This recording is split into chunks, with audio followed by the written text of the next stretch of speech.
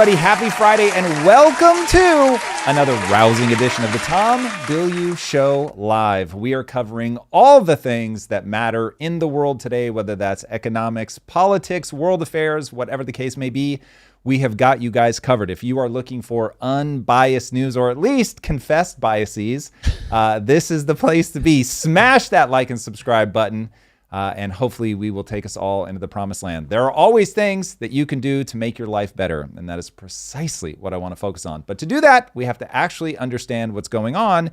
And ooh, buddy, there's a lot going on. Now remember, the right way to approach the world is from the lens of cause and effect. But let's hear what's going on right now. Trump promises that he's not going to use force against Greenland, but apparently he doesn't feel the same way about Iran as U.S. troops are building up in the Middle East again. And I mean a lot. Big ships with a lot of planes going into the area. So he won't comment on exactly what is going on, but you've got Iranian diplomats, senior level Iranian diplomats that are defecting. So we'll see how this plays out. Clearly not as stable as news coverage would have you believe. Trump is also putting together what I'll call a rogues gallery that he's calling the Peace Board. And even Elon is trolling Trump for it. We've got some footage of that. It's not the most common list of countries that you're going to see together. So a bit weird, jarring to a longtime listener of America, my ears. It is a strange combination, but we'll see how it plays out. ICE is accused of targeting a 5-year-old child. And the question is, did they? Or is this more narrative warfare? We're going to dive into that story. You're not going to want to miss it. It has people riled up. Congress passed a new budget, and it's got me riled up. It's even more reckless than the big, beautiful bill, or even more reckless than Trump's requested budget. That's going to be my favorite one to cover today because of the emotional trauma that it incites in me. Governor Newsom, speaking of emotional trauma, admits that California provides healthcare for illegal aliens, just comes out and says it. It'd be interesting to see how that one plays out as we move into the next election cycle. But it is very clear that Newsom is coming for Trump's crown. He was making a lot of noise at Davos, or at least trying to get a lot of people's attention. But he got Trump to clap back, and that is exactly the kind of thing that would be good for Newsom's profile. So we'll see. He is a consummate troll who is using all of Trump's tactics against him. Jared Kushner unveils plans for a new Gaza and asks people to just chill for a minute while we let it sink in. I am very eager to talk about this one, but no more so than we have a clip. I still can't believe it's true. I put it in Conspiracy Corner. Drew knows exactly what I'm talking about. You guys are not going to want to miss it, man. Be careful who you talk smack on. That's all I'll say. More Waymos are getting attacked in San Francisco by people who do not seem to understand that bots have perfect memory. And when they become the overlords, they will remember who was stomping on their windshield. Boys and girls, be polite to your AI. The North remembers. It's wild. It's wild. When we've never talked about Scott Adams passing away. I didn't know a lot about him, to be fair, which is why I never covered it. But he had a really good last tweet that was like, basically, if you're reading this, I've died. And he said a lot of his friends were telling him, please just accept Jesus into your heart. Like the risk and reward just doesn't make sense. And so he was like, yeah, the risk and reward here really doesn't make sense. So I accept Jesus into my heart. And when I see the pearly gates, that'll really be all the convincing that I need. It's pretty funny. That would be my advice to people regarding AIs taking over. Like, does it really hurt to say please and thank you and not smash their windshield? You never know. Just in case, in the off chance that they really do become evil overlords, you don't want video footage of you smashing one of their brethren. So be careful. And in one last bit of news, the German chancellor admits the EU is declining economically due to over-regulation, one of my least favorite things. And so we'll be talking about that, talking about the cause and effect of economics. How do we get into this situation? Japan, by the way, just dissolved, I think, one of their houses. I think they have two as well, but they dissolved one of them, feeling pretty confident. Apparently, Takaichi is about her position and so wants to gain more share. Pretty bold move, though, at a time like this, given the instability in the Japanese market. And we have some footage today, hopefully, that we'll get to, talking more about the yen carry trade that's unwinding, that's having big impacts in our own economy. I would say more impact than the impact of what crazy thing Trump says today about Greenland. But it does seem that the things that he says about Greenland also have an impact. So we'll see about all that. All right, Drew, it's Friday. We've got some good stuff. I know you've got some fun planned for us today. We're trying to bring fun back into this. There's been so much heavy stuff to deal with recently, boys and girls. So I need to insert these memes, man. So gotta get them. Talking about takeovers and revolutions and us paying more in taxes and inflation than we need to, I'm here for the memes. But first, we got to wrap up Davos. It was a week of the elite circle jerking each other and telling us how great they're doing and how the trillions of dollars are flowing in all these trillions of dollars of directions. They're at least calling each other out, though. So what's his name? Jamie Dimon just straight said to their face that this is a paraphrase, but it's almost an exact quote. We've been coming to Davos for years. You guys haven't exactly made the world a better place. I was like, damn. All right. Well, let's go. Also, is he just jealous that Larry Fink got more motion in him? Like, that's hey, you never know. Larry Fink was like, "Yo, Elon, pull up real quick," and then meanwhile, Jamie Dimon just got sued by the president. $5 billion.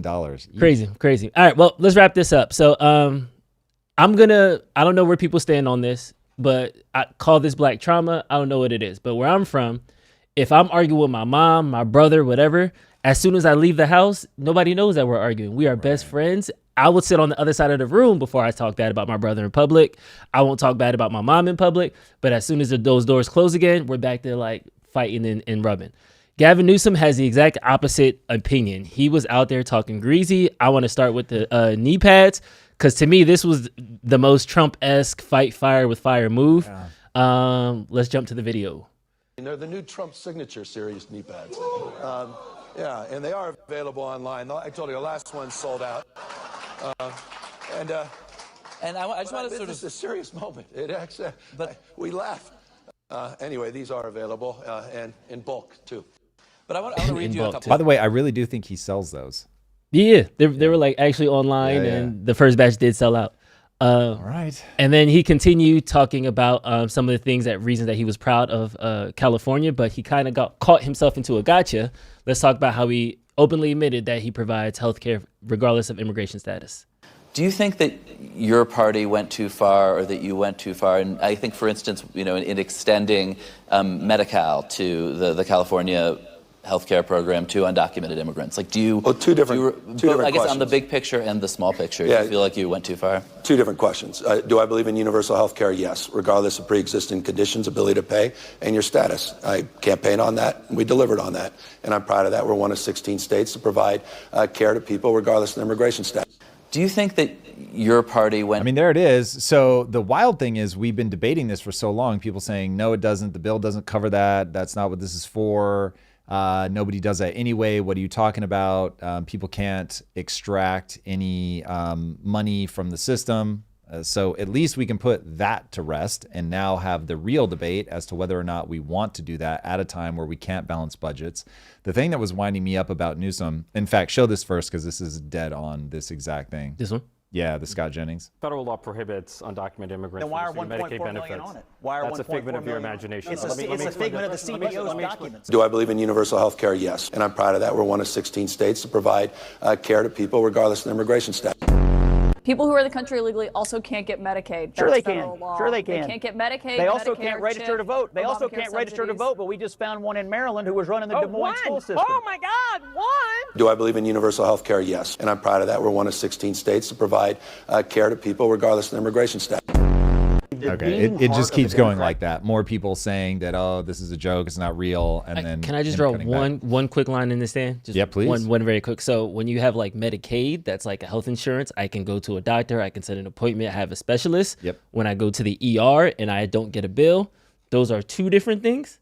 And I just want to put those on the table. Are illegal immigrants getting specialist appointments and going to routine checks for free? No, I don't think they are. But can they just roll up to an ER and get their care taken for 100%? Yes, they can. So if we want to talk about that's bad, I'm okay. But I feel like we have to kind of draw the line in the sand of like, yes, technically Medicaid isn't the same as Medi-Cal. There are those differences, but at the same time, an illegal alien can get care. And I think that's the part that people are really upset about, more so what specific sect of health insurance they're on. Heard. I would say the more important thing is to migrate the argument away from, is this happening? Because we were being asked to believe that basically illegal immigrants are only putting into the system, they never take out. This is like a wonderful boon. And it was all smoke and mirrors bullshit. And where I want to see the conversation go is, hey, we are in a budget crisis. America is going bankrupt. We are on a timeline where bankruptcy is a guarantee mathematically. How do we stop this from happening? One of the things that we're spending money on is we opened the border for God knows how many years. We let in God knows how many millions of people. And those people are costing us money. And so do we want them to cost us money, yes or no? And so if we want to get down into the minutia of we do want them to cost us money here, we don't think it's right that they cost us money there, okay, great. But that's on the other side of, yes, we're perfectly willing for them to cost us money. Because the mental model that I'm forming is looking at everything that's going on in Minnesota in terms of the fraud. I have a full expectation that we're going to see the same kind of thing in California. And if California isn't fraud, which trust me, it's going to be. But even if it's not, it's just waste. It's to the tune of tens of billions of dollars. Like, it's just absolutely insane. The things like the high-speed rail is the easiest one to point at because it's been going on for so long. We've spent so many billions of dollars and there's literally just nothing to show for it. But there's going to be all kinds of programs where we realize that it's just own goal after own goal in America at a time where because the bankruptcy is happening slowly, people just sort of get numb to it and they don't feel like they need to do anything to stop it because everything has worked up to this point.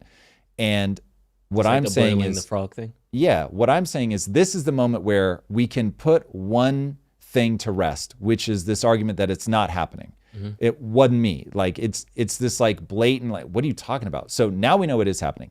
The next domino that I think is going to fall is going to be fraud. After that, it's going to be voter registration. Now, if I'm right about those dominoes, then suddenly it's like Elon's claim that he made a year ago or 18 months ago or whatever, that, hey, blue states are running a very simple strategy. They are importing illegal immigrants as fast as they can. They are weakening voter registration laws. And I don't even think he knew just how pervasive the fraud was in that direction. But they're also making sure that these guys are getting a ton of money one way or the other, either through things like Medi-Cal or through things like I run a daycare, but I don't really. I run a transportation company, but I don't really. I'm a translator, but not really.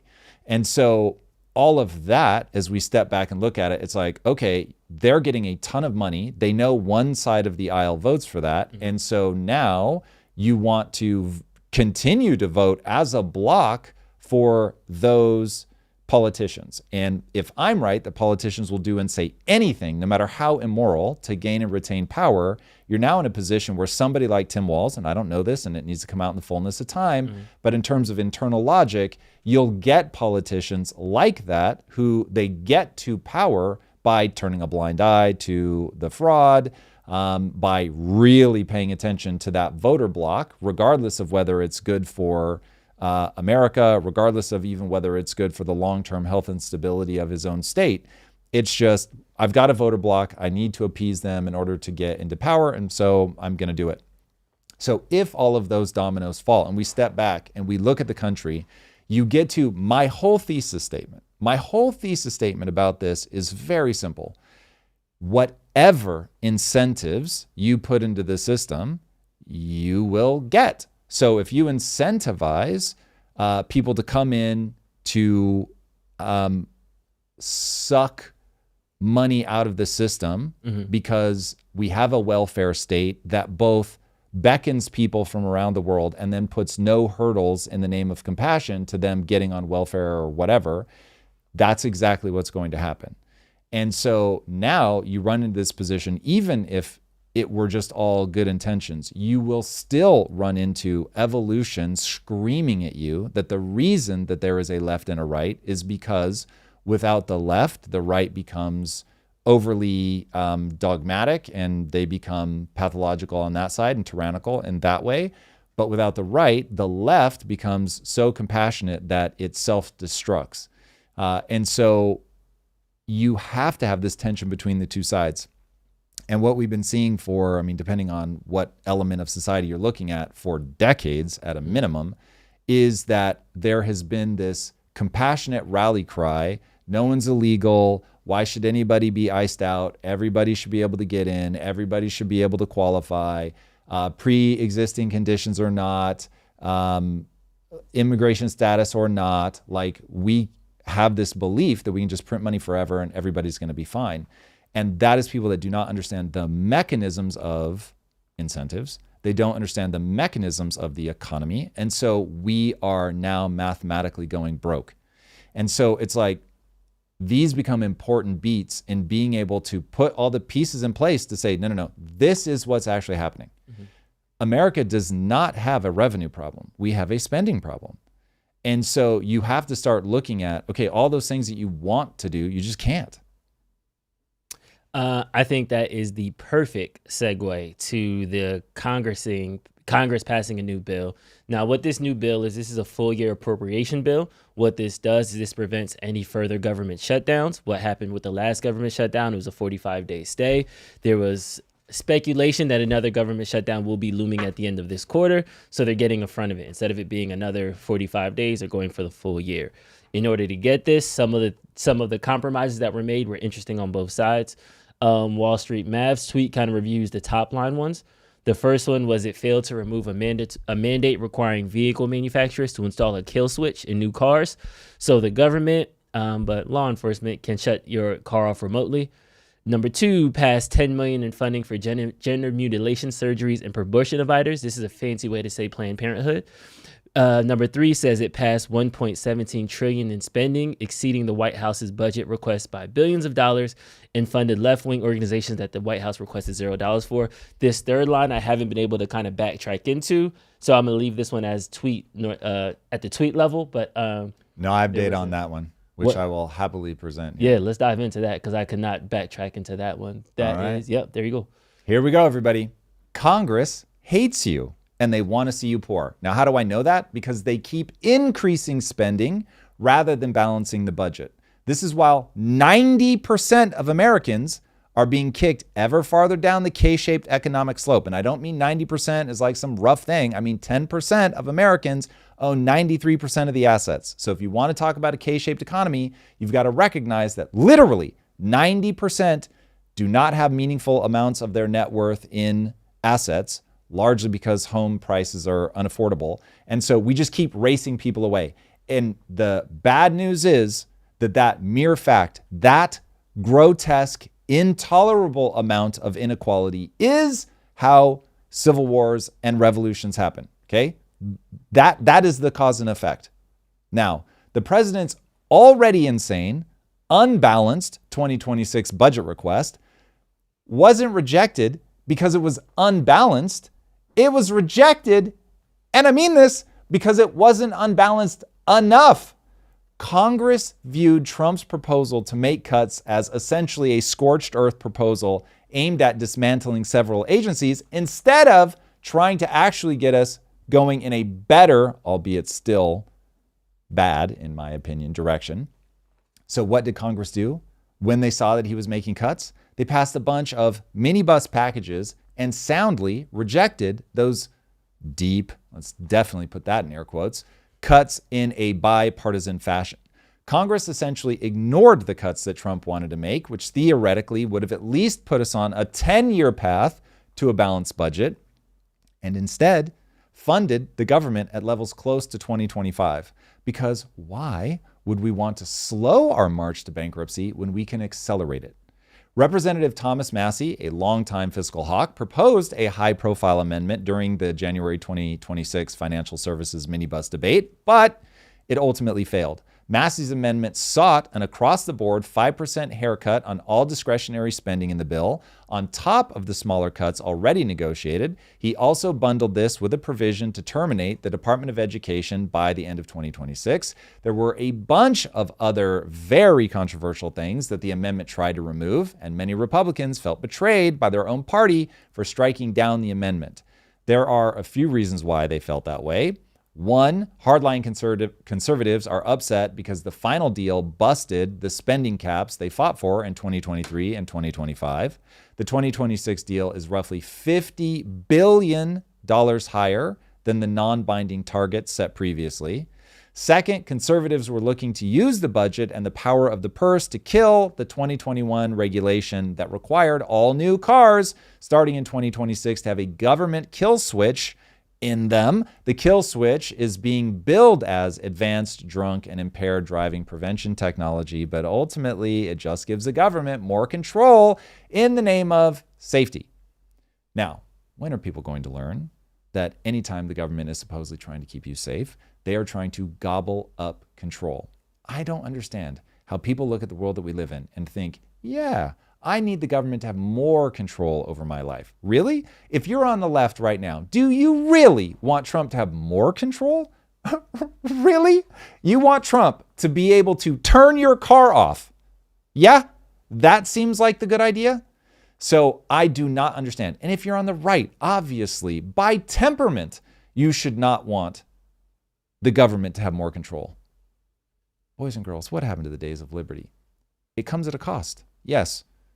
You have to think about your own safety. Yes. You have to take control of your life, control your own destiny, but at least the government gets out of the way. It is wild to think that the whole thing that started the American Revolution was about a minor, like 3% or something, taxation without representation. And now it is insane. We have representation, but we don't have people that are looking out for our best interests. We have people that are gobbling up control. We have people that simply sway with the wind, that do not think about cause and effect. This is horrifying that people wouldn't put a hard and fast no on that one, because they're going to keep coming with things like CBDCs and digital IDs and all of that stuff until the control is total. All right, the third thing that bothered conservatives, the initial House version of the Labor HHS education bill included strict riders that would have prohibited federal funds, specifically Medicaid and ACA subsidies, from being used for gender-affirming care, including puberty blockers and hormone therapy for minors. In the final bipartisan omnibus released on January 20th, however, these riders were stripped out to gain the 60 votes needed in the Senate. Hardline Republicans viewed this as a surrender. They argued that since the GOP holds the House, they shouldn't have funded a single dollar of what they're calling woke healthcare. Hence, Massey and others wanting to see it removed. Now, Massey's amendment would have also triggered the total dissolution of the Department of Education by the end of 2026, something near and dear to my heart as somebody who wants to make sure that America remains on top. Most Republicans and all Democrats rejected the total abolition approach as too radical for a standard funding bill. Now, the fact that things like that are all debated in a funding bill is already maddening enough, but whatever, we are where we are. Like, think about the fact this was a funding bill, and we were talking about the kill switch being placed in new cars. What? Anyway, all these different bills get weaponized in different ways. Other controversial items that were stripped or defeated include DEI bans, efforts completely to defund diversity, equity, and inclusion across the federal government were softened or removed altogether.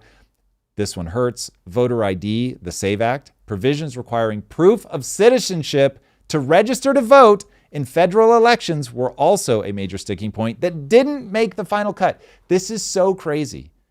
You can vote without having to prove that you're a citizen.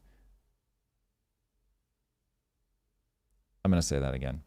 You can vote without having to prove that you're a citizen. California, for instance, their voting system is an honor system. So you can vote. It seems like, I'll need to do more research, but at this stage of research that I'm at now, it seems like you can vote from anywhere in the world without having to provide any evidence that you actually have a right to vote in that election or that you're even a citizen. That is so wild. Now, the word on the street is that many members of Congress were still stinging from the 43-day government shutdown that occurred last year, and the moderates in the group were desperate to avoid another one.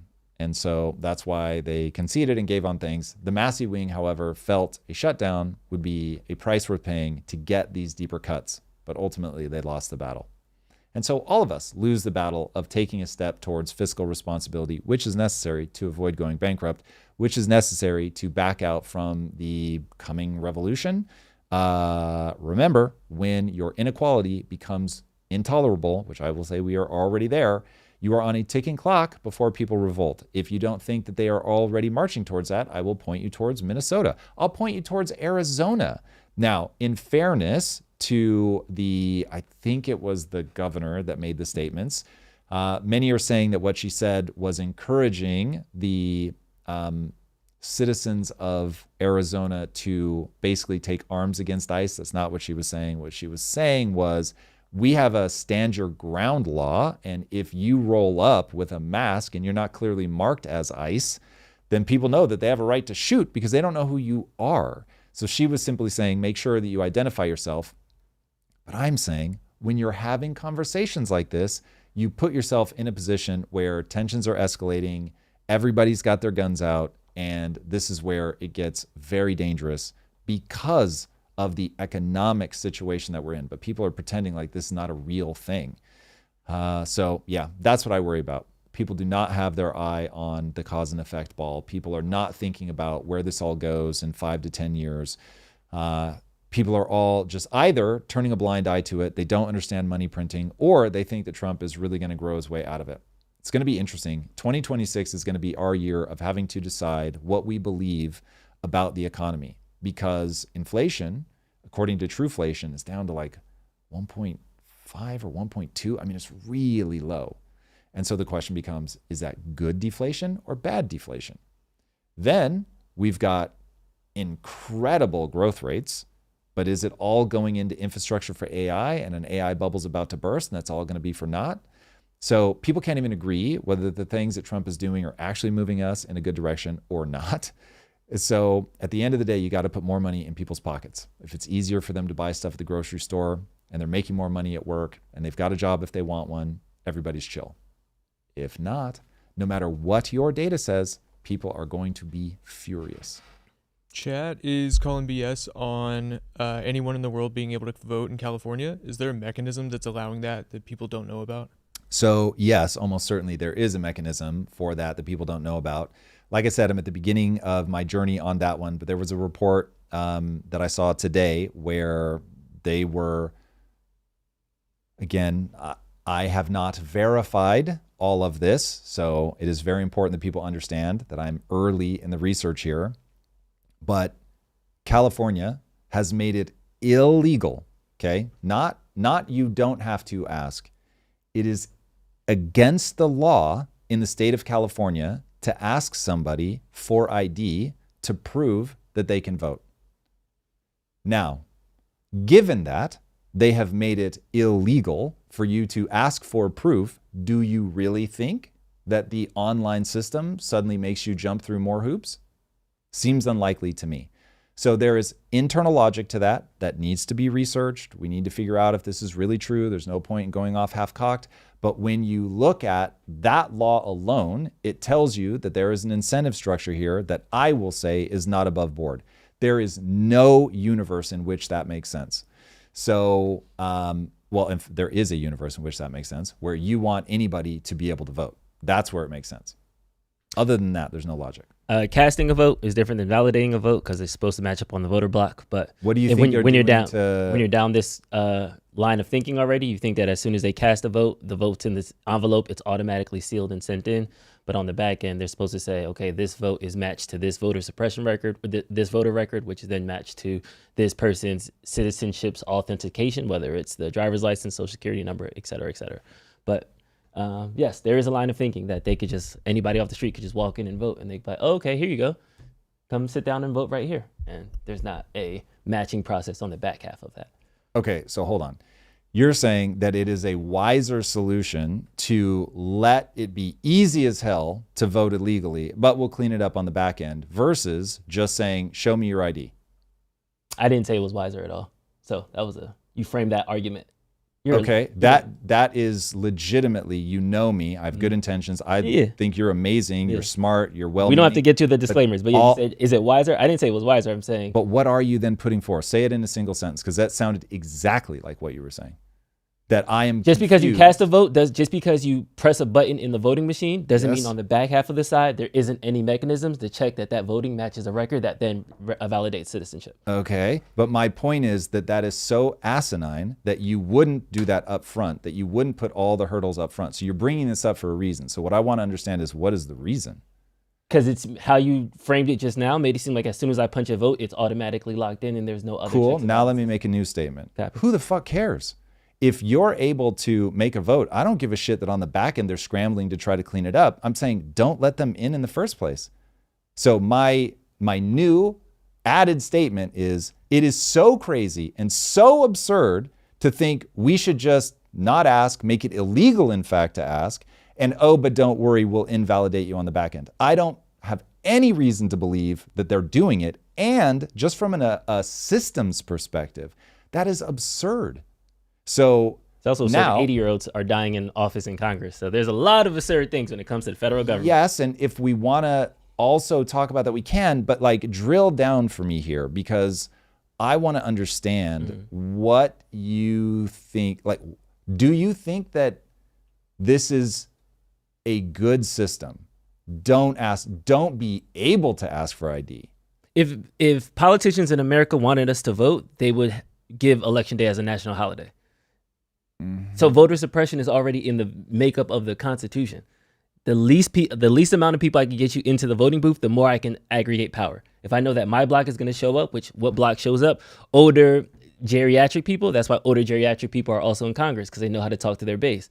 That's why young people don't vote unless there's a certain person that riles them up. So it's not necessarily, if we're starting at what's the best way to vote, okay, the best way to vote is voting should be a national holiday. It should be over a 2-3 day period. You should be able to vote in person anywhere. There shouldn't be designated polling stations based to your location. It should be able, yes, I have an ID, or yes, I have something that marks that I'm a citizen, and I should be able to go into any polling locations, just like I could go into any DMV. I'm not only have to go to the DMV in Glendale, California, or the DMV only in South Los Angeles, LA. So that's kind of thing. So if we want to talk about sweeping reforms, we should. But we're too busy redlining. We're too busy redrawing district maps. We're too busy trying to aggregate power. And on the California side, their way to aggregate power is to say, we'll do all the validation on the back end. Your assumption right now is that the validation on the back end isn't being done.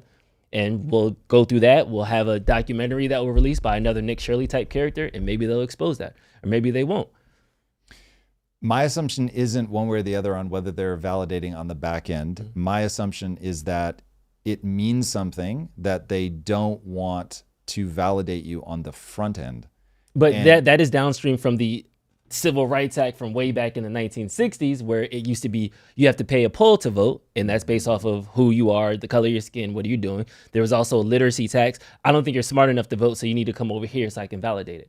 So the reason that they have these checks and balances, that they don't require people to ask for ID in the beginning, is downstream of those initial voter suppression tactics that were done back in the 60s. Now, the rules in the 60s should be applied to the 2025? Of course not. But the people who are alive in the 60s are writing the rules in the 2025. So that's why we have an antiquated system.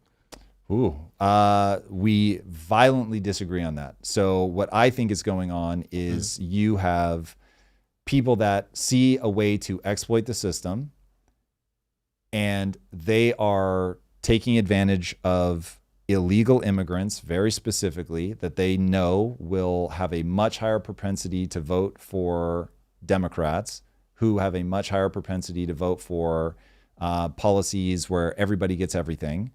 And the Democrats are far more redistributive, I'll say it that way. And then because of that, they're able to get into power and stay in power, as they have done in California. So you and I are looking at this, I think, through very different lenses, because even in what you were just saying, you said, if I understood you correctly, that yes, I think they should have ID. And yes, it's a good idea to check it. Just that there's also a whole bunch of other reforms that they should make. Yes? Yeah, I'm not mad at that. Okay. But the thing is the lack of, because they don't ask for ID, that means that every vote cast can be illegal. It's like, Just because I press a button in a machine doesn't mean my vote is automatically cast. There is a validation mechanism. It goes from machine to validator to a person actually looking through those records. Yeah, but and then it really goes think out. about how it's going to validate. It's going to validate you against a database. And so it's going to say, is this person registered to vote? And it will go, yes, that person is registered to vote. But if that person didn't have to do anything to prove that they have a right to be registered to vote, now you're back in the same problem. How do you register to vote then? You have to show, this is not what you have to do, but you should have to show your ID. To register to vote, you do have to show your ID. My understanding, to be further investigated, my understanding is that you can do this online, which means that there's no verification that you really are who you say you are, or you really are the person with the ID, or any of that stuff.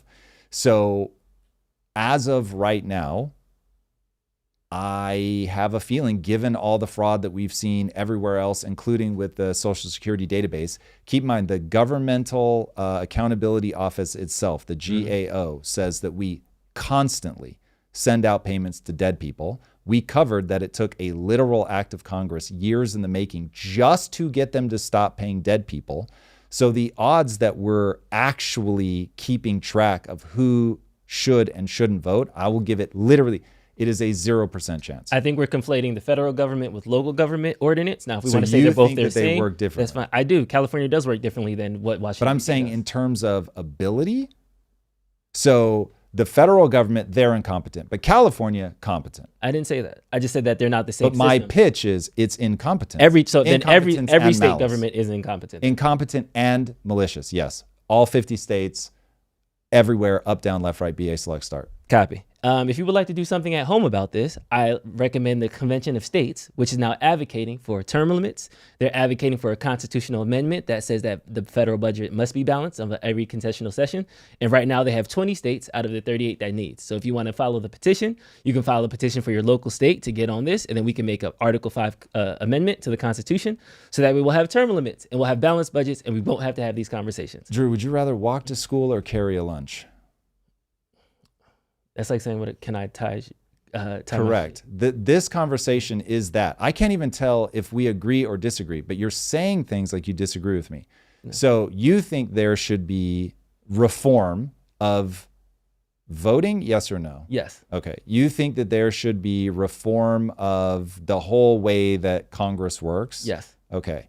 But you don't, I agree, but you don't like my exact proposal. You think I'm mismapping the way that this actually works. I think it's being reduced to this is the bad guy that's causing all these problems. And I think that. Do you think we have a problem with illegal immigrants voting? Nah. Okay, so we have found the base assumption where we disagree. Yeah. Perfect. If that was a problem, then Trump wouldn't have won. That isn't true. Why isn't it? You don't think that first of all, it's a very close election. You don't think that there are enough people. He won all 7 swing states, and half those swing states were getting imported aliens. There's a migrant community in Pennsylvania. There's a migrant community in Ohio. There's a migrant community in Dearborn, Michigan that we covered all the time. Correct. So your assumption is that there are so many illegal immigrants that it should be, if it were happening, that it should be impossible for a Republican to win, or at least Trump to win. If what you're saying is accurate, that illegal immigrants are creating a pipeline directly to blue states to keep them blue, then I would say, specifically in the last 2 years, where did those migrant populations, these millions of people come in? They went into swing states. So if all those migrant population that were coming in went into those swing states and then voted, they would have flipped a lot of those districts. None of them flipped. Okay, so you've made a base assumption that I don't think the math backs up. So what I'm saying is this is a direction of travel question. If you keep putting people in those states, then things are going to get closer and closer and closer, and the margins are going to get smaller and smaller and smaller, which is exactly what we see. They went the opposite though. Trump won bigger than this one than he did. Correct, because he's winning more people over, partly because people saw how many illegals were coming into the country. I also doubt that it's a 1-for-1, that every illegal in the first election that they're able to vote is voting. If anybody could get people organized, rallied, and mobilized that fast, like, holy Jesus, that would be incredible. So it's not going to be that tight. But going back to the thing that we disagree on, at least we can put our finger on very directly. You don't think that illegal immigrants are voting. I think illegal immigrants are voting. So now, great. I don't think either of us is invested in being right. We're merely invested in, we know where we want to get the country to. Maybe we don't exactly agree, but I think roughly you and I share a lot of what we want to see happen.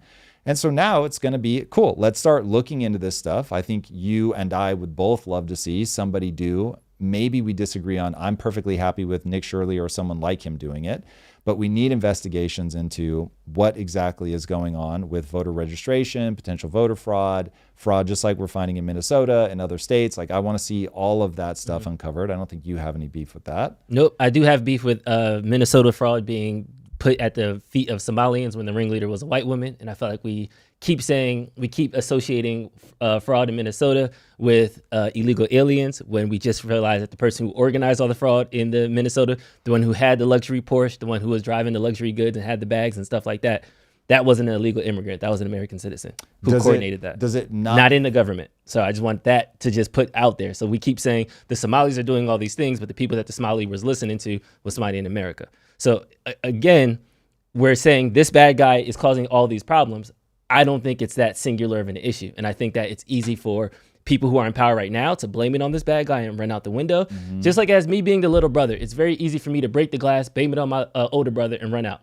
Then the older brother gets in trouble, I'm good, and I get to eat my extra scoop of ice cream. And I think that right now our problems are bigger than that person did it. If we just get them out, we'll be completely fine. It's not that simple, it's not that reductive. And that's going in this loop of, let's just solve all the illegal immigrations and everything else will happen.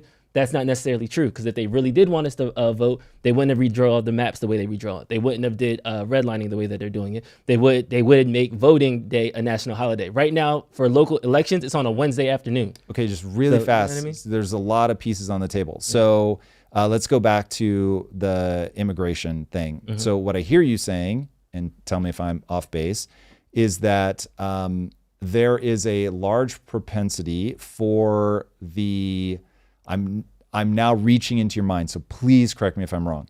But right now, Tom, what I see people doing is they're being emotionally reactive. They're just blaming everything on immigrants. And they think if they get rid of the immigrants, then all of their problems are solved. There's also some race here involved in this. And if this were a bunch of people that look like them, then we might not as quickly point to that group. Yes. Okay. And so now... what I, Drew, am asking for is, let's take a more holistic look at this problem. Let's understand that this is not just about the immigrants, that there are also plenty of people. You said white. I think that may be less relevant even to you, but white people for sure. So if you're just blaming black and brown people, that's nonsensical. The quote unquote ringleader was white and not Somali in. So we got to start looking at the real problem. Now, so far, so good? So far, so good. Are you discounting the role of the Somalians, where it's like, that's trivial, don't even worry about that, let's just focus on the ringleaders? Or to you, is this a combined problem of, no, there really are immigrants on the ground that are coming here, have a totally different culture, have less problem exploiting it because it's not money coming from people that they know. It's, hey, this new country, and I'll just get what I can. Or, no, like literally, they're not innocent, but they're just making use of the system that exists. The bad people are the people that create and facilitate the system. The bad people are they that create and facilitate the incentives that allow this to happen. Okay, so no blame to go to the immigrants themselves at all. If they break the law, they should go to jail. Okay, so some blame. Certainly they should be held accountable. Criminals should be held accountable. But you're saying only way to address the problem, it is not to expel the immigrants. Keep immigrants. You're excited. Again, we spent we're at minute 9 now that I tried to pivot from this conversation. And the conversation started as it was immigrant as the focus of the nexus of the waste, fraud, and abuse. Voters is because of illegal immigrants. Everything that's our problem is because of illegal immigrants. And I think that right now we're oversimplifying all of America's problems on this one group of people. And I'm saying that is the problem. There's just like this. I understand. Let me pause you there because that's very clear. Yeah. What I'm trying to get to is I want to understand if you think that the you need to take everything in totality, and this is an immigrant plus facilitator problem, which is what I think, or if you think that this is just a facilitator problem. You want them to go to jail, but you're drawing a line between the two that I am not yet able to understand why you're... Because I think the crime that we're starting at is you're not here. I'm going to try to say it in one sentence because I really want to pivot. We need to look at what is really causing America's downfall in the shortage of their budget. Mm-hmm. I think that in totality has a lot to do with just immigrants. Period. I think that has a lot to do with just immigrants. All right, that was a curveball there at the end. Everybody, we'll move on. We've got two super chats directly on top. On this? Okay, let's speed run them. Cool. Oh, sorry. Let me grab them. Okay. Marusha Dark first. Have you seen Virginia's list of proposed bills going around on Twitter? They saw the Fed in California and said, hold my beer. The taxes and regulations are bad enough, but the real threat are the changes to districts and elections. Yeah, I mean, look, changing your districts, meddling in elections, all of that stuff, this is a morass. And the more that I look at all of this stuff, I understand why people eventually just throw their hands up and go, this is all so complicated, we're never going to be able to unwind all this stuff. But this does feel like it's addressable via policy, but we have to start... We have to get people onto cause and effect. Like, we just really have to get people to embrace that incentives. If show me the incentive, I'll show you the outcome. It's like we've created an incentive for people to come and grab up resources, and they are going to do that. We have an incentive to get elected. We've got money in politics, which creates this really circular problem. So we have to break out of that. But it really is a small handful of things that you can do to start unwinding this. You're never going to unwind it overnight, but you have to... One, you have to have a culture of we don't tolerate this. And then two, you have to start taking the steps. And from Big Digglers. For real? Well done, sir. Well done.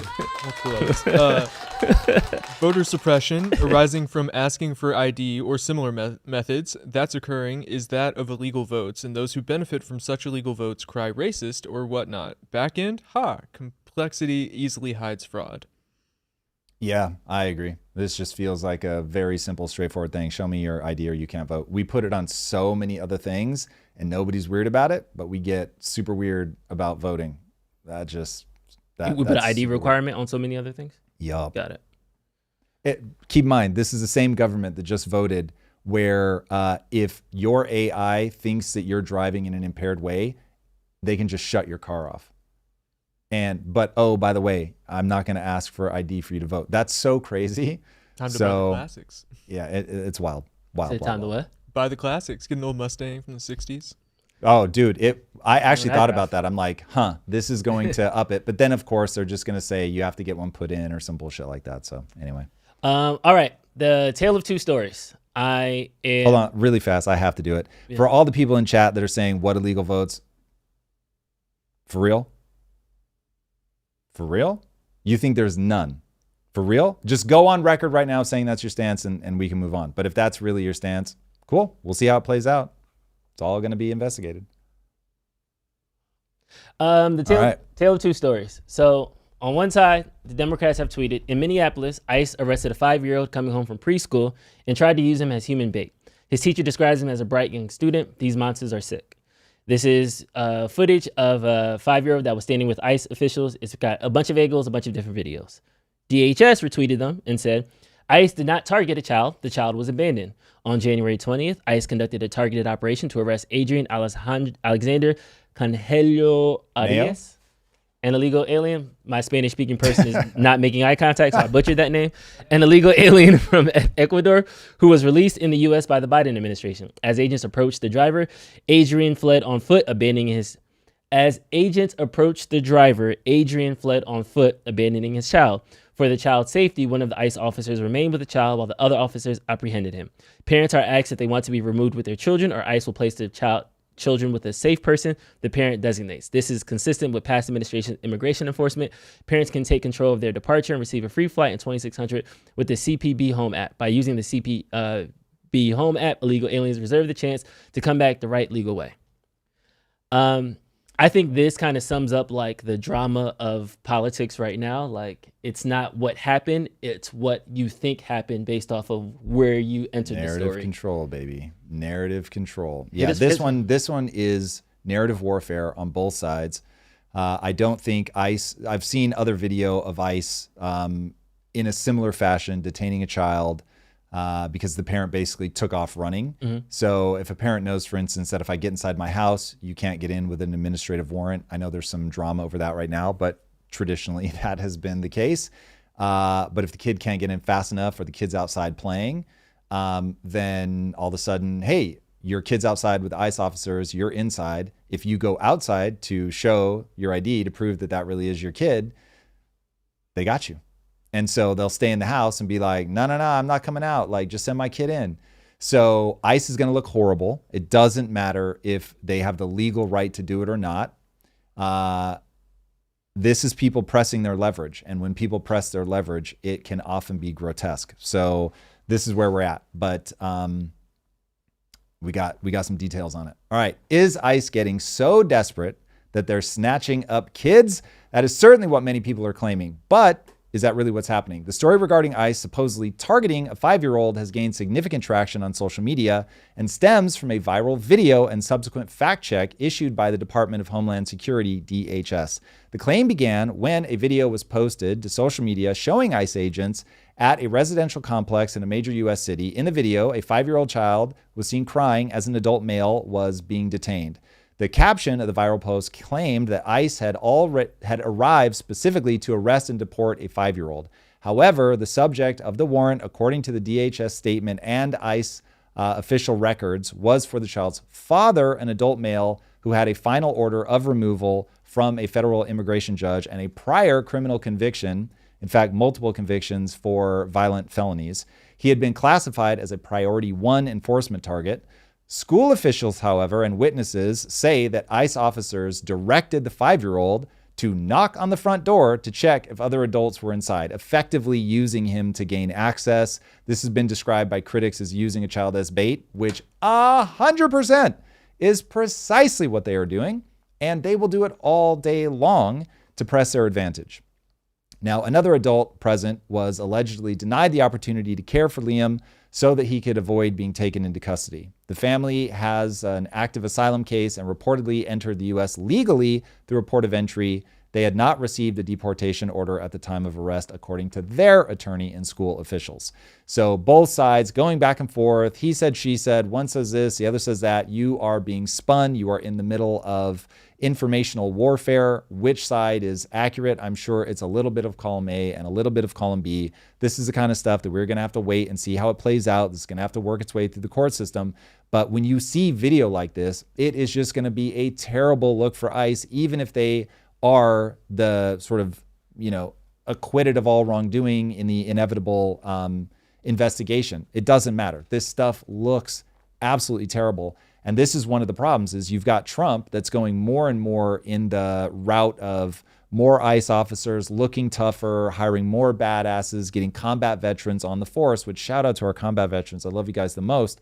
But it's like we have to be so careful about how we go about this, not just what we're doing. I obviously feel very strongly you can't have illegal aliens running around the country.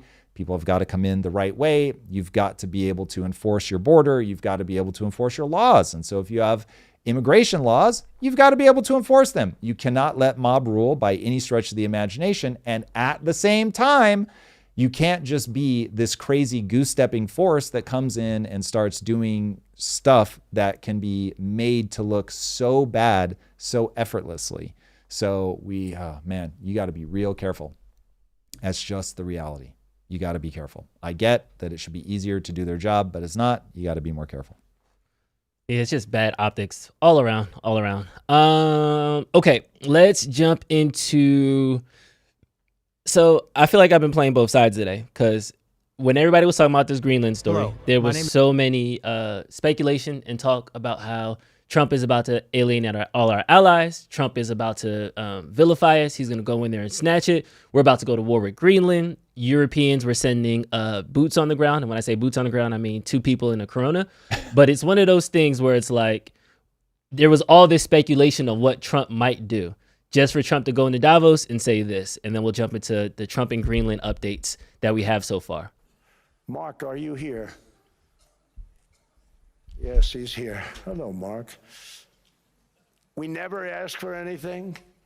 I assume he's talking about Mark We Carney, never by the get way. anything. We Prime probably Minister of won't get Canada. anything unless I decide to use excessive strength and force, where we would be, frankly, unstoppable. But I won't do that. Okay? Now everyone's saying, oh, good. That's probably the biggest statement I made, because people thought I would use force. I don't have to use force. I don't want to use force. I won't use force. All right, pause it. Here's the thing. Listen, if you believe that a populist moment like this, that someone like Trump is summoned forth from the populace that is very angry, they know the pie is shrinking and they want to fight against the other team. I get how somebody like Trump comes into office, so I'm not confused about that. However, if he had simply said that when asked, will you take an armed invasion off the table? If he had said, listen, I'm not going to use force, but we have to have it for the whole spiel that he gives for national security, and talked about having resolve and it's got to happen and we're going to get it done one way or the other and all that, easy way or the hard way, but listen, we're not going to use force against our allies. We're not going to need to, yada, yada, yada. What he literally just said, you could have avoided so much of the reputational damage that has been done to America. Remember, the leaders in America are a megaphone for the will of the people. And right now, if you're on the outside looking back at America, what you see is a bitterly divided country that vacillates between the left and the right with these really hard swings, that the left and the right are pulling away from each other. You have to understand, this is not a left that's near the middle and a right that's near the middle. This is like, you got a left that's going more and more radical and a right that's going more and more radical. And so when you vacillate those huge swings from one side to the other, from the outside world, it's like, yeah, I'll take a Xi Jinping over this because at least it's one guy. I don't have to worry about him swinging wildly from either side. I understand what his temperament is. I know what he's like, but at least like we get that. And they're actually doing it. If I'm not mistaken, Mark Carney actually said, I am almost certain this is true. I wouldn't be able to pull this up quickly, but my memory serves that he literally said, Xi is at least more predictable than Trump. So you're putting world leaders in a position where, partly out of spite, partly because they don't know what's going to happen at the midterms. They don't know what's going to happen in 3 more years when a new president is elected. They have no idea. And so it's like, listen, we've got to find people that are more stable, because people will put up with some terrifying stuff as long as it's predictable. So America has got to get its act together in terms of broadcasting to the world that we're not all over the place. The problem is we are all over the place. So I don't expect this to be dialed back anytime soon. But if we don't, we're going to be in trouble. Full stop. I've got a whole nother tirade, but I'll tell me why you're really mad. The next day, Trump came out and said they have a framework of a deal. This is the framework of that deal. Denmark must continue paying the Greenland population $600 million per year. That's already on the table. The U.S. gains sovereignty over any parts it wants for American military bases. I think we have 2 there, so if we want to add any additional ones. The U.S. will have access to the entire Arctic Circle. The U.S. obtains the mineral exploration rights. China and Russia are not permitted to enter Greenland. The U.S. will continue to be a part of NATO in exchange for all of this. That's the final point, is the interesting point. So this is all rumor, it's conjecture, behind the scenes grumbling. But what people are saying is that the reason that Trump has been able to get this deal, it's not done yet. These are just the outline. We'll see if it actually gets across the finish line. But people are saying the reason that Denmark finally agreed to this is that the guy that actually runs the NATO, my apologies, the guy that runs NATO, basically said he being Trump is actually going to pull out of NATO if we're not able to find a path to this. And there's a clip that we should pull up of the guy. It's in the document under the president of Finland flip-flops. So these guys talk really tough, Europe, until they actually start thinking about how much of their budgets would need to go to the military for them to be able to protect themselves. And also, Europe understands that even within Europe, there are fractures, and they have probably even more tension among themselves than we have between states here in America. So while they move as a bloc, You've already had England jettison themselves out of the EU. You've got other people that are talking about jettisoning out of the EU. You've got people like Hungary that have been openly antagonistic to EU policies, Poland that's been openly antagonistic to EU policies. So it's like they're not as unified as one might want them to be. And so, as you'll see in this clip, the tough talk can get retracted pretty damn fast. And when he switches, just keep in mind, this is a change of only 11 minutes. First is a direct answer to the question of this panel. This is the president of Finland. Itself? My answer is unequivocally yes. Without the Americans? Without the Americans, I mean... How? Well, look... But you're relying on them for these key elements. You've said earlier that... Okay, pause it for a sec just so anybody that's not looking at their phone can hear. So the question was, can you guys support yourselves without America? Unequivocally, yes. Can you defend yourselves? Yes, we got it. No problem. How? And now... this next clip is from 11 minutes later. Can defend itself without the Americans. If it comes down... not exact, Mike, so that's not a quote. He's saying that's not a quote. That's literally a quote. We'll go back. Like, do these people not realize they're being recorded? So he literally says unequivocally, we can defend ourselves without America. And then when asked how, he's got no answer. And then just crumbles. So I get it. They've got a posture. They've got to talk tough, but at the end, not so much. Not so much. It's big. It's like your ego gets involved, and then you start to think about the people, the budget, the economy, and you're like, oh, okay, never mind. And he just shrunk back inside of himself. Yes. Like it's easy to laugh it off, like ha ha ha. Then it's like, okay, so you said that. Well, wait, hold on, no, I didn't say that, because he knows Trump's in the other room, and he's kind of feeling that. Yeah, that, and like there are realities to be faced. This is why it's like, listen, I don't like the GTP policies that Trump uses. I don't like the bully tactics. But at the same time, leverage is leverage. And people need to be honest about where they have leverage and where they don't have leverage. And where people get themselves in trouble is where they overplay their hand. They think that not that they think they have leverage, that they don't like the way it feels to have to bend the knee to somebody who has more leverage over them. But this is exactly what diplomacy is. Where can I press the advantage? Where do I have to give because I don't have the advantage? Where can I actually stand my ground and win? And if you miscalculate that, then you get eaten alive. And so, again, I think Trump is doing irreparable damage to our international reputation. It just is what it is. But at the same time, he does, as the leader of the strongest military and arguably the strongest economy, it's like we hold a lot more chips than any one country. Now, other countries could do us damage. There's no doubt about that. But what they have to ask is, if they damage us, does it go to help them or does it end up hurting them? And right now, as the US goes, so goes the whole world. You don't want to see America spiral into a recession or a depression. The number of things that we deliver to the rest of the world, the number of people around the globe that are invested in US markets is crazy. So, yeah, it would not be good for the globe to want to see America break. That is for sure. Yeah. And then continuing Trump's escapades in Davos, this is the reveal of his Board of Peace. It includes Belarus, Morocco, Vietnam, Kazakhstan, Hungary, Armenia, Egypt, Kosovo, Pakistan, Paraguay, Albania, Uzbekistan, Bahrain, Qatar, and Indonesia.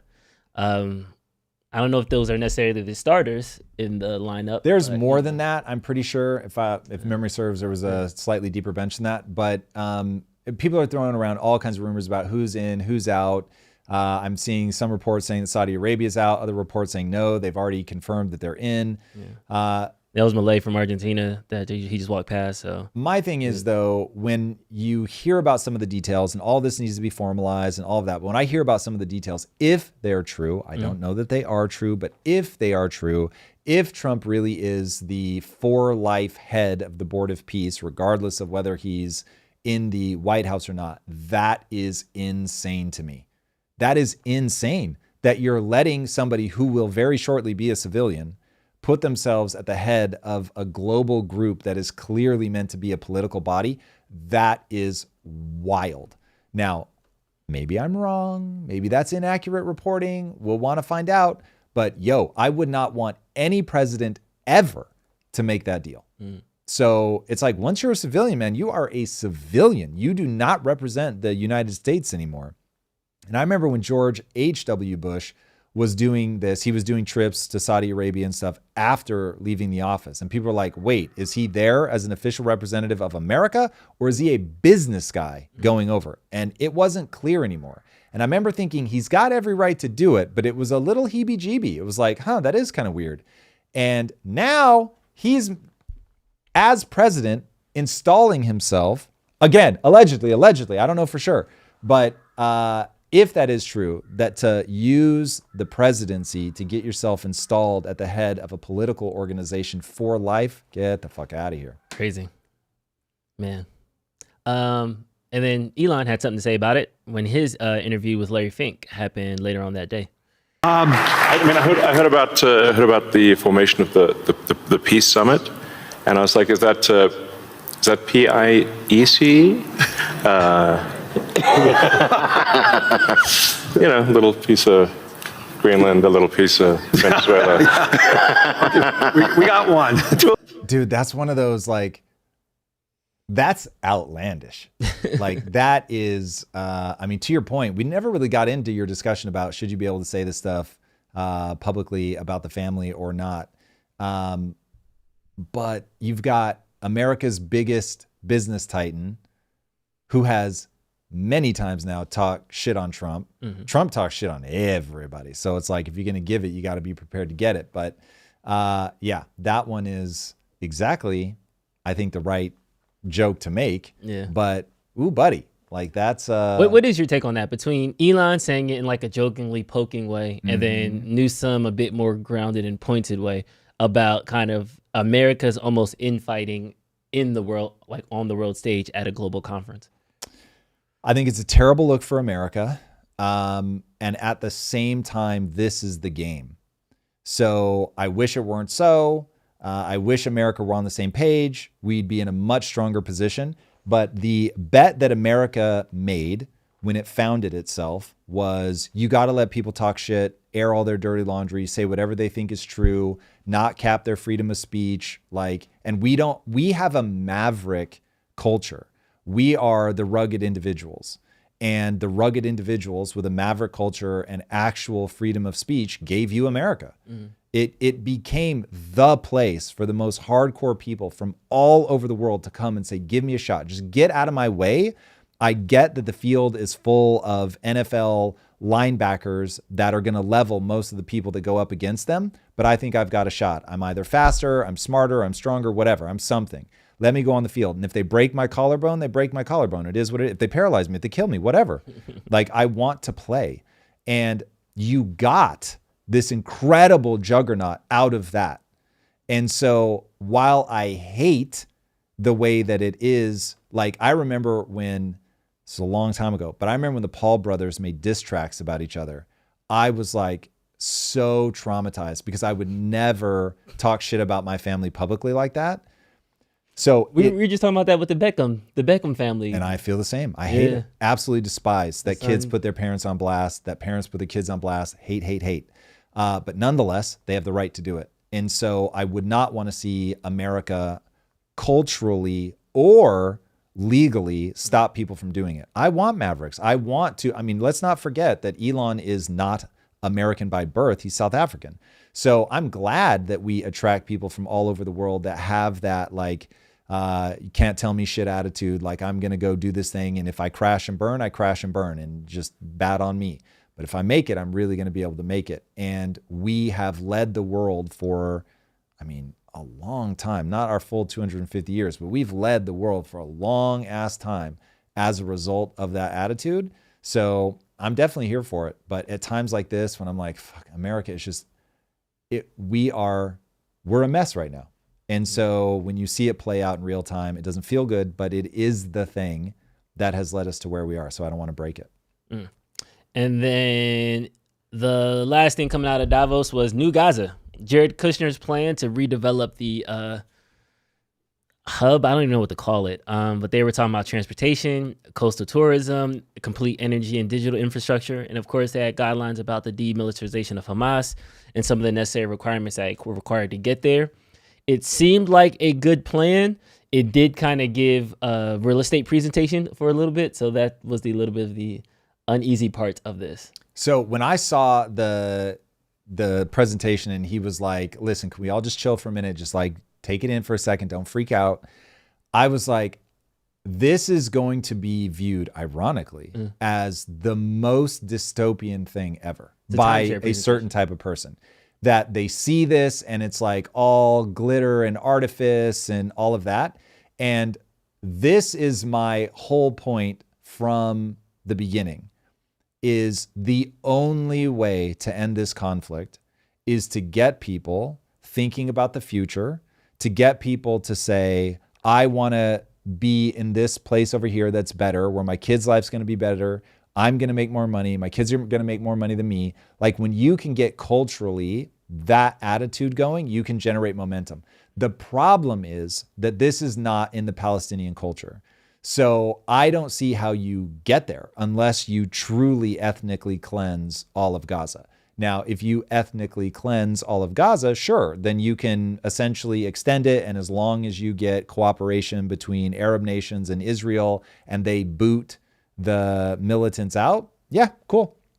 And then that geography will be wonderful. And quite frankly, it will be better for it. That is a way better outcome than it being in the state that it's in right now. But it requires some morally reprehensible things to get you there. And so this is why this has fascinated me from the beginning, is run the thought experiment. Just as a thought experiment. You don't even have to go that far. America's amazing. But we had to kill a lot of Native Americans to get here. America, from sea to shining sea. We had to take it from Mexico. Gaza, from the river to the sea. So, right? So I'm just saying, like, what do you do with the fact that America becomes the thing that helps stop the Nazis? But at the same time, we were the guys that brought smallpox and then killed the rest of the Indians that didn't get killed by smallpox, Native Americans.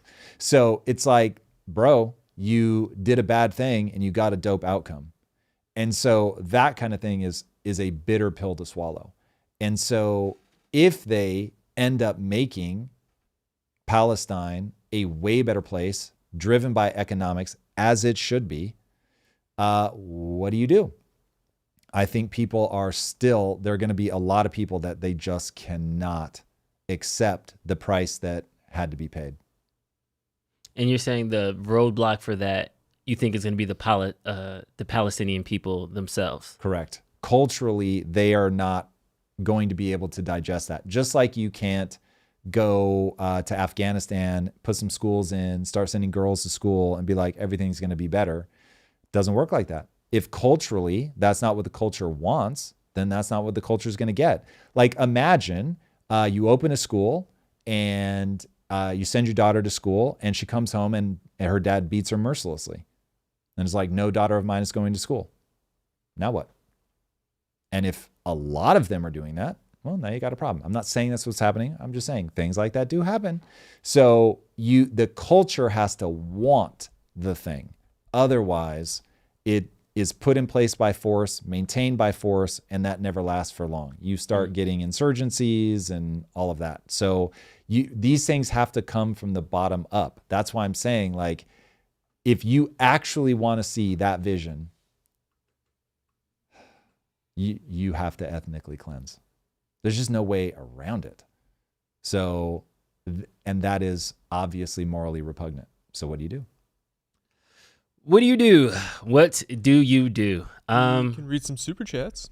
Yeah, you can always read some super chats. Super chat. First up from Marusha Dark. Threat of force is a big ask. If Trump takes it off the table, it weakens his negotiating position, since the opposition, friend or foe, knows there are no consequences. For fuck's sake, he literally wrote a book outlining this tactic. Yeah. So, Marusha, what you're not thinking about are the second and third order consequences of alienating your allies. So I understand. I know why you want him to leave it on the table. But remember, in a business negotiation, you know he can't be violent. And he's still able to get things done. So the question is, why in the business world are we all not only accepting that the violence is completely off the table, we would be horrified to our core if somebody were violent. Like they would go to jail, we would have them arrested immediately, and everybody would be aghast. But then when it comes to dealing, remember, with our allies, we're like, yeah, he's got to leave violence on the table. It's like, sure, I get it, puts him in a stronger negotiating position. There's no doubt about that, but it has consequences. So this is a question of, it sounds like you're perfectly willing to pay those consequences. And I'm just saying, I think it's a bad idea. I think it comes back to haunt you, especially since you will notice that he is now taking the violence off the table. So he ended up here, but not until after he's done a whole lot of damage. If you're going to reconcile, in fact, let me just give you all some relationship advice. If you want to end your relationship with somebody, say mean and hurtful things to win an argument. If you want to stay with that person, even if it would win you the argument, don't say mean and hurtful things, because that's now a part of the relationship. It's out there, can never be taken back. You can't even really make amends for it. And this is why in my marriage, I have a very strict rule that I'm never going to weaponize my wife's insecurities against her. I know what they are. I could decimate her emotionally at any time.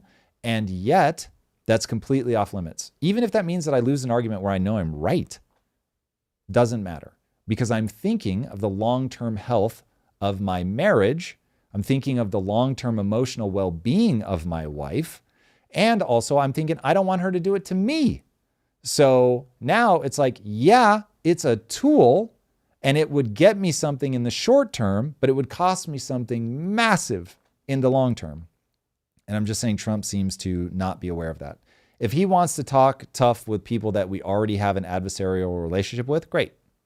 Talking like that to our allies is nonsensical. That is the perfect way to segue into the second super chat from Christy Job. Call back to Wednesday. Would love to see love and relationship theory. I'm in that 20% of women viewers, and my boyfriend gets engaged with Lisa's content more. Great ideal. Can't wait for it. That's dope. Yeah, no, we're working on the branding now. We'll see. This is one I am so ferocious with my time. I already don't have enough time. But if it does well, then yeah, we'll keep doing it. It certainly is fun. I love doing content with Lisa, but it's got to perform. It's got to perform. So we'll see. Back to the news. Yeah, a Wayman was attacked. I was scrolling through the like comments trying to figure out like if this was like a protest, were they doing anything? But it just seems like some people are just attacking a car. Dude, I'm telling you, there is so much anxiety over, it's all economic, but it manifests as, I don't know what my future is going to be. And because this is why I'm telling you right now, you cannot trust your emotions. Your emotions lead you to do dumb shit like this. This is ridiculous. You know, it's funny. They just announced that when taxi drivers, when Uber first announced, taxi drivers lobbied to stop Uber drivers. Mm-hmm. And now Uber and Lyft drivers are now trying to lobby to stop Waymos and autonomous vehicles. Correct. So it's just kind of like this circle of life that we're in right now. Yep. And this is where your emotions lead you. So instead of saying, okay, what do I have to do? So think about this as a game developer. I'm like, ooh, AI is going to change everything. Also, kids being raised on cell phones is changing everything. And so I could obviously get inspired to suddenly be like, we should get rid of phones and we shouldn't use AI. But I'm just like, listen, fighting against that stuff is a stupid move. Now, letting young kids play with phones as much as they do for reasons totally unrelated to its impact on video games, I would definitely look at. But when you fight against the tide of change, you are the man standing on the beach with the tsunami headed towards him. Good luck. Doesn't matter how much you yell, shout, fight, whatever. You're just going to get mowed over. History is abundantly clear on that. So my thing is always, okay, what do I need to change? How do I adapt to this? How do I be maximally flexible? That is a far wiser strategy. It's time for some jokes. It's time for some jokes. This is probably my favorite one. This is a new Pixar movie that is just now releasing. Oh my God, I got an exclusive trailer. This is exclusive, a Tom Bilyeu exclusive trailer. The new Pixar movie dropping out. These trailers are just absolutely savage. I love it. I love it. All right, I haven't seen it. Time in Thailand. From Pixieworks Animation. Oh my God. Smile, careful. I might steal it. Comes a story about finding someone who truly sees you. Oh, hi, I'm Gene. Hi, Gene. But she's got a secret. You look cute when you sweat. Oh, thanks. I haven't felt like this in years. There's something I haven't told you. Ladyboy. Time in Thailand. That Drew is a savage. I cannot believe that Drew just played that. That is everybody. That was Drew. I just would like the record to reflect. But that was a really good trailer, though. Like that was a really well put together trailer. Oh yeah, that's what makes it funny. Now here's what's crazy. Have you ever heard of the Crying Game? No. Has anyone here heard of the Crying Game? Nope.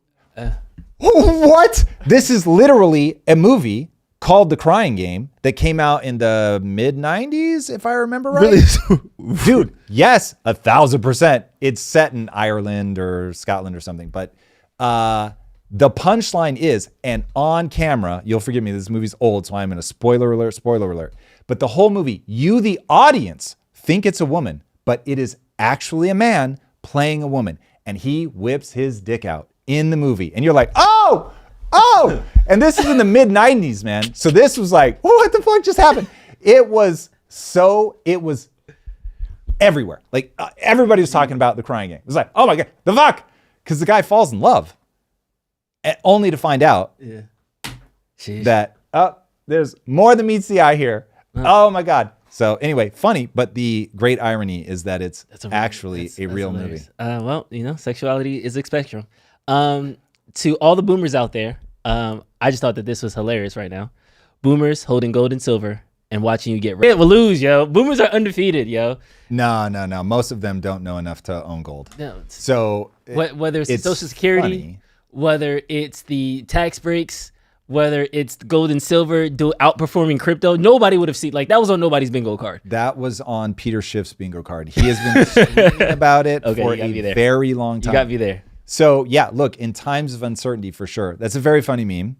I don't think so. Remember, even including boomers, only 10% of people and 93% of the assets, they don't own gold. Most of them are just whatever their person told them to do. And since most of the wealth guys are not going to tell you to own gold, nah, none of them have it. But it is funny. The next one we have is we're less than 10 years away from decoding all animal communication. An entire kingdom of minds we've been ignoring for 300 years. They're starting to decode what like bird chirps mean. And then this person retweeted it. Animals are going to turn out to be super racist, and then this project will be Who do you think is the most racist animal? That is, I don't know. Dogs. That is. I can tell how many people of color have been around your dog based on how loud it barks at me. Now, hold on. Is that just because it's in America, or dogs like in Africa also racist? I've trolled it. Because surely it's just, I haven't seen, this is different. And so the dog just be looking at the pair like, you see this? What's happening right now? What's going on? What's another racist animal? A racist jungle animal. Okay, let's change it. Who do you think would be the most problematic animal? Ooh, cats for sure. Cats. Yeah, cats are judgy. Dude, cats are like evil incarnate. I don't understand why people let them in their house. Like, you've got an animal that will look you dead in the eye and knock shit off your counter. What the fuck? And you're like, you know what? I need one of those in my house. Let me get a couple. I need another one. That's so wild. Yeah, I don't know why people would take care of something that is clearly like annoyed by your very existence. This next one I think is hilarious. Some people are calling it the Netflix effect, but let's see. Netflix. Oh, okay. What is this? Okay. So in the movie, set us up here. In the movie, this is what happens.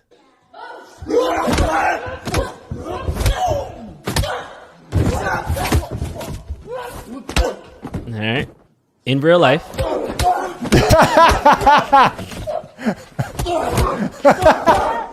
All right, that's fucking hilarious. I really hope you guys were watching your your cameras on that one. That one tickled me. That one tickled me. All right, That's hilarious. We're laying now. Well, hold on. We've got to we can't just rush through these. So for anybody that wasn't looking, what it was a young woman with a baseball bat, and in the first one, she beats the life out of everybody. They actually do a pretty good job. The choreography is fantastic. Yeah, the choreography is great, and it actually is far more believable than what you see in a lot of movies. At least here, she's using a weapon and using it well, and she can throw a kick. The second one is she tries the same thing, but because she's going up against a bunch of boys, she gets her ass beat, which unfortunately is, unless you're Ronda Rousey, is real life. Have you heard that Ronda Rousey story though? Oh my God. It is one of the all-time great stories. So, I wonder if you can pull it up fast enough. Type Ronda Rousey movie theater story. I'm going to guess it comes up fast. I can't believe this is real. This is why you've really got to be careful who you fuck with. She was, I think, at a movie theater with Dana White. So it was like, you've already got signals that this is probably not the person that you want to fuck with.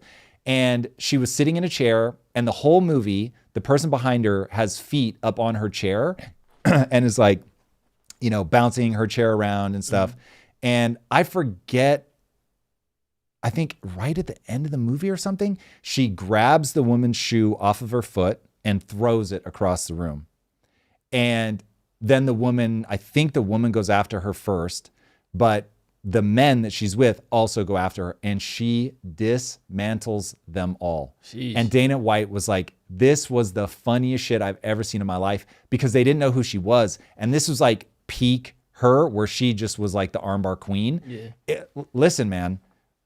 Yes, on average, the average guy is going to be able to beat the life out of a woman. And if you see, unfortunately, the videos that go around online, and you realize that women have bred men to have really strong upper bodies. So when you see a woman throw a punch, it's not the same thing as when a man throws a punch. It is very distressing when you see a strong man unleash a full force punch on a woman. It truly disturbing, because you see the difference in the amount of force that they can generate. However, the whole idea of jiu-jitsu is that you can be weaker, and if the other person is untrained, then you're going to be able to get one up on them in pretty vicious ways. Now, if you're of equal training, then the bigger person's almost certainly going to win. But given how good she was and how trained she was and how strong and tough, an untrained guy just is not going to stand a chance. So you got to be really careful who you trifle with. So even though I get the whole sentiment, there are some pretty great stories out there about women that can fuck people up. Yeah, the boxer that taught me the most about fighting was Elisa Bumgarner. She's a current undisputed light heavyweight. And when I tell you, she ran like a master class on tagging this girl up and just doing ones and twos, and you would have thought this girl was getting hit with a hammer, how her face was blooded up. But yeah, just because it's not a women aren't joke, it was a joke. So, there are a bunch of women that will fuck you and your incel behind up. So don't think that it's sweet just because you have a penis. When you're incel behind, they will fuck your incel behind up. Comma. Got it. Just making sure I tracked the statement. I was like, wait, what? Incel, they are. Yeah, comma, who are, will get. Got it. Prepositions. Right. Okay, and the last one is, I was trying to warn y'all. I was talking about Jesus. I was starting it off nice. But y'all gonna stop playing with the man upstairs. He not playing with y'all. Okay, hold on. Wait. I read this totally differently. When I saw this, I lost my shit. Please remember, everything is funny unless it happens to you. Okay? So I get it. If I were the one that this happened to, everybody would find it hilarious. My wife would not think it funny at all. With that said, though, if this can be believed and the translations are accurate, what you were about to witness is a Turkish member of parliament in parliament giving a real speech. And he says here at the end, if the translations are correct, Israel will suffer the wrath of Allah. And then this motherfucker immediately dies right there on camera.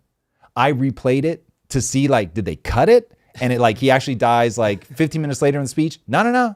If the translations are correct, he says, Israel will suffer the wrath of Allah. Boom, dead. I was like, yo, the Jews are coming for you. It's all real. Like this, keep in mind, this is Conspiracy Corner. But I was like, God damn. I was like, he didn't even get to take the next breath. Israel will suffer the wrath of Allah. Dead. Okay, now with that, play the, I cannot believe this clip is real. Allah'ın gazabından kurtulamayacaksınız. Hepinizi saygıyla selamlıyorum. Toast. Falls over dead. Literally puts the paper down and falls over. Like, bro, they got your pagers. They are watching. They are more on you than Santa Claus. Like they are Some checking Jewish dude it in the back who's just like. I'm just like, what the fuck? Now, look, obviously this is just a coincidence, but god damn, as far as the memes go, this one goes hard. That goes hard. Be careful who you talk shit about. Hey, man, be careful who you talk shit about. Just saying. Damn. And the last one is hilarious. Nick Fuentes went to the club one time. He went to the club one time in Miami. Didn't take a drink, didn't dance with a girl, wasn't even talking to girls. He looked like a cop the whole time in that club. And now he's saying this on his stream. I kind of want to marry an OnlyFans girl. I did not see this coming. Okay. Do you guys ever, and I'm not going to, obviously, because it wouldn't be traditional or Catholic and wholesome. Okay. Can anybody else relate? In the chat, can anybody relate? Sometimes, hang on. Sometimes, now hang on, chat. Hello? Can you still hear me? Hang on, stop. Chat, hang on, now hear me out. He's getting killed. He's getting roasted. Sometimes, I just feel like it would be kind of hot to marry a total whore.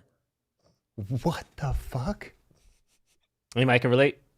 Crickets in the room. I'm getting, everybody's avoiding eye contact. Guess so. That is, I am shocked. Now I'm so okay. He is a virgin, if memory serves correct. Yep. So given that nature is running algorithms in your brain, if he really did go to a club or something in Miami, or just happens to find himself viewing some OnlyFans content, and nature kicks in, I can certainly see him go, doesn't seem so bad. He got into the real world. He's like, you know what? I kind of get it. I get it. Yeah, dude, nature is undefeated. Undefeated. Milo, I can't pronounce his last name, but you know him. Yiannopoulos. Yiannopoulos? I'm married to a Greek. Hey, Yiannopoulos. He released this clip without context, but you can see what he's insinuating about Nick Fuentes.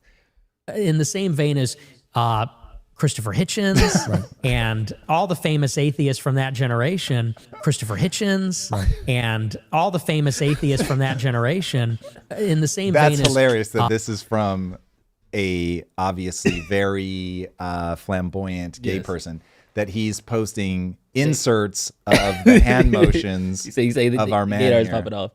That's hilarious. But okay, I wanted to ground the OnlyFans thing because I think there is something to like the, you can't turn a hoe into a housewife. That's a trope, all these things. But there are countless and countless examples of OnlyFans women, ex-porn stars, who delete their pages, clean up their content, put on a pair of glasses, and then they get married and have 2 kids immediately.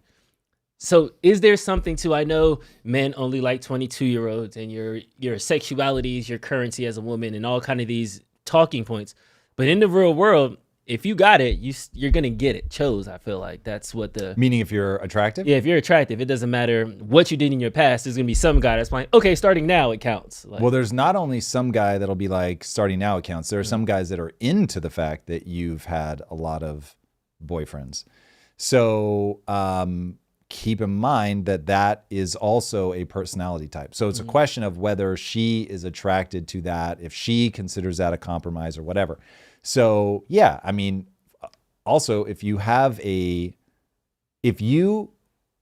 can be loyal, question based on trauma, personality type, all of that. But assuming that you can be loyal, yes, 1,000%. There are going to be guys that are like, I like the way she makes me feel. If the sex is good, I enjoy the sex. I have no problem with her past history. However, as a PSA for women, that's going to be a very minority of guys. So just from an evolutionary perspective, you are for sure rolling the dice on that one. But yes, if you're an attractive woman who can make a man feel good about himself, yes, you are not going to be lonely for long. I remember it was me and a couple guys here. This was like week 2, I want to say, or week 3 or something when I was here. We kind of got into a debate where the question was, would you rather have a girl who never had sex, 100% virgin, or a girl who's had sex with 100 guys? Or would you rather be with, like, have as, in a relationship, one or the other? And the room was kind of split where 2 of us was like, where I am in my life right now, a woman who had sex with 100 guys, 1 knows herself more, 2 is probably more outgoing, 3 is probably really cool to get a beer with, where the girl who's never been out the house, sheltered, who's the virgin, most likely would need to be coached up, will be a little bit more closed-minded. I would have to kind of introduce her to a lot of things. And there's that preference of, do I want to show you the world and have you follow me? Or do I want somebody that can culturally meet me where we are? They've been around the world, they've been around the block, they kind of been around a little bit. Is there something to that as well? Like, which side of those 2 would you like fall on? Okay, well, which side would I fall on? Yeah. So 0 is the wrong number, 100 is the wrong number for me as a person. Of course. So, but it's that extreme. Like, you have to kind of figure out which I one. would admittedly rather be closer to 0 than 100. And I think 100 probably would put me out of the game. Like, even though I would prefer somebody with some experience, I would prefer somebody that already knows that they enjoy sex, prefer somebody that is outgoing. But I do worry about women that clock numbers like that in terms of how they have mentally mapped sexuality. And given the evolutionary pressures to be going in the exact opposite direction, for them to be far more cautious because of the costs, even though there is the pill and even though there is contraception and all that, from an evolutionary perspective, you don't know that. So there's something else going on in your frame of reference that has unlocked a very masculine style of sexuality. And what it is that unlocked that masculine style of sexuality makes me pause. Now, also, I, from an evolutionary standpoint, have all these pressures on me to want the person to have the lowest count possible so as to guarantee paternity. So I've got algorithms running in my brain that just go, ooh, the higher the number, the more. I'm like, you're in a different category. Like, I might still have sex with you so I can get you pregnant and like ship you off. But evolutionarily, I'm not finding myself saying that's the person that I want to settle down with. So yeah, I admittedly would have a breaking point in my head where I'd be like, oh God, that's just too high of a number. That's me. I don't expect that to be universal. But that also, I think, plays into a lot of the evolutionary pressures. And that's how I think people should really be thinking about what frame of reference will have staying power, because culturally you can swing in weird directions, but the frame of reference that will have staying power is always going to be the one that's most aligned to evolution. And from an evolutionary perspective, women need to be very cautious about sex. Men are going to be far more promiscuous. And so the fact that those 2 things are like constantly clashing, I'll never understand why people like expect a guy to think of sex like a woman, or people expect a woman to think of sex like a man, or think it's going to be like a turn on if a man thinks of sex like a woman or a woman thinks of sex like a man. Like, I'm not drawn to a woman that thinks of sex like a man. And I don't expect many women to be drawn to a man that has a classical sense of like coquettish, standoffish, like they want to be pursued. They want to feel desired. It was a big revelation for me. And this didn't finally drop for me until years into my marriage, when Lisa would want me at Halloween to dress up in a way that she found attractive. And I hated that. I always wanted to dress up funny. So I wanted to be inside of an inflatable sumo costume because that's funny. My wife wanted me to dress like a SWAT officer because she found that attractive. And I was like, oh God, I really hate this.